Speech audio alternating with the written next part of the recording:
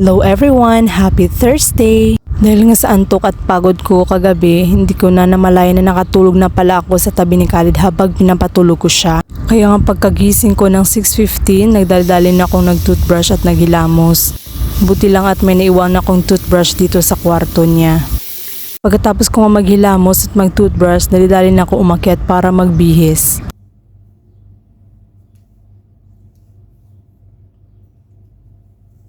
Pagkatapos ko nga magbihis, dali-dali na akong bumaba kasi gigisingin ko na naman si Khalid. Noon ako na nga binuksan yung bintana para mabilis siyang magising. Pero tingnan nyo nga, kahit binuksan ko na yung bintana, tulog na tulog pa rin siya. Binuhat ko na nga siya papunta sa baba. Pero tingnan nyo, hindi pa rin nagigising yung ating bata. Binuksan ko na nga rin yung TV para makagawa na ako ng breakfast at saka baon niya sa school. At hindi talaga siya nawawalan ng biscuit sa kanyang snack box. Ang sandwich tsaka orange. Tapos kung gumawa ng snack niya, fast binalikan ko siya. Aba, tulog na tulog habang nakaandar yung TV. Nilamusan ko na nga lang din siya tsaka binihisan. Sa umaga pala, hindi pinapaliguan yung bata bago pumasok sa school. Kauwi na nila saka pa sila naliligo. Dumating na nga yung maneho namin kaya pupunta na kami sa school. 10 minutes away lang naman yung biyahe kaya okay lang. Na kahit 7 AM na kami umalis ng bahay. Una nga namin inihatid si mga Jed yung kapatid ni Khalid. Kasi 7:15 yung pasok niya. Ikot nga lang kami, 2 to 3 minutes nandito na kami sa school ni Khalid. At pagkatapos ko siyang ihatid, uwi na ako. Tingin ko nga sa bahay, nag-breakfast lang ko ng mabilisan tsaka nagligpit ng mga naiwang namin kalat. At saka umakyat na ako papunta sa kwarto ng mga bata. Aayusin ko lang pala ngayon yung bed ng mga bata kasi kahapon naglinis naman ako ng buong kwarto nila. Wala kasi akong oras na maglinis ngayon kasi marami yung schedule na pupuntahan ni Khalid. Kaya 1, 2, 3 muna tayo ngayon guys. Pagkatapos ko dito mag-ayos ng bed, aakyat na naman ako para maligo. Nakaligo na nga ako, nakabihis, kaya susunduin ko naman ang lola ni Khalid. Mga 2 to 3 minutes, nandito na rin kami.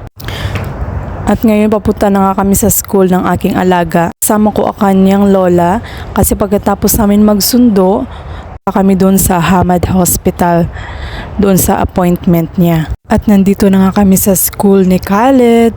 Susunduin lang namin siya tapos diretso na kami doon sa Hamad Hospital.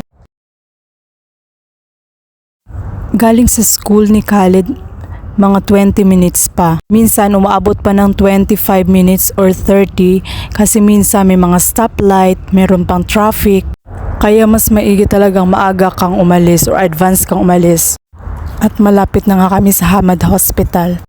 Napansin pa nga din ng lola, ba't daw ako video ng video? Not good daw para sa phone ko kasi mabilis ma-full ang storage.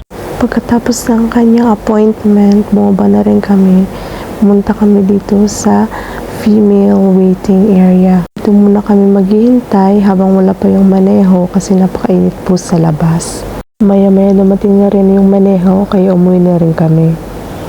Una naming hinatid yung kanyang lola kasi meron siya ibang pupuntahan tsaka kami umuwi.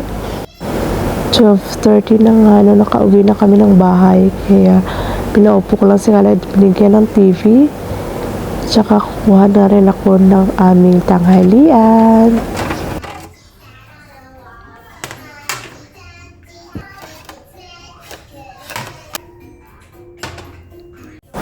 Halika, kain tayo ng tanghalian. Gutom lang kasi 12:30 na rin. Pagkatapos naman mag-lunch, umakyat na rin kami. Kasi paliliguan ko na rin si Khalid.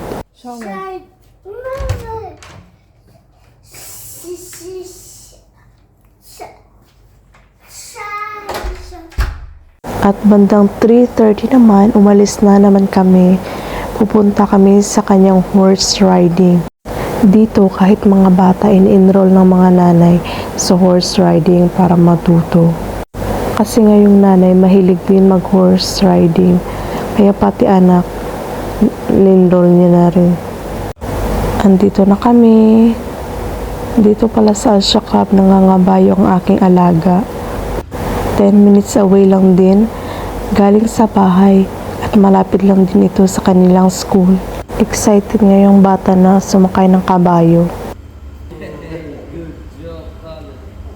Ito lang yung pahirapan yung maglagay ng helmet kasi may kiliti siya sa kanyang leeg kaya ayaw niya magpalagay ng helmet.